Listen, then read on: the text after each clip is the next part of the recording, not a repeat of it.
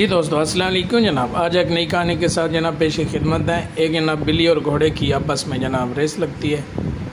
बिल्ली जनाब बहुत चालाकी करती है, उसे पता होता है घोड़े की स्पीड बहुत ज़्यादा है। वो जनाब एक बाइक ले लेती है और ये जनाब बिल्ली साहब जनाब बाइक के ऊपर जनाब सफ़र कर रहे हैं। कैसे स्टाइल में जनाब काला चश्मा लगाया हुआ है, हैवी बाइक चला रहे हैं, कमाल करते हैं जनाब। और रोड भी आप देखें उन लोगों के, रोड भी बड़े ज़बरदस्त हैं और स्पीड जनाब ये बहुत ज़्यादा है। मैंने इसकी स्पीड थोड़ी सी कम की हुई है। ये जनाब आप देखें, आप ये सोच सकते हैं कि एक बिल्ला जनाब ड्राइव कर सकता है। ये जनाब बिल्ला ड्राइव कर रहा है और बड़ी ज़बरदस्त ड्राइव कर रहा है। ये जनाब बच्चों को भी वीडियो दिखाएं, बच्चों को ये वीडियो बहुत पसंद आएगी। आप हमारे चैनल पर नए हैं तो हमारे चैनल को ज़रूर सब्सक्राइब करें, बेल आइकन को प्रेस करें ताकि नई वीडियो की इन्फॉर्मेशन आप तक पहुँचती रहे।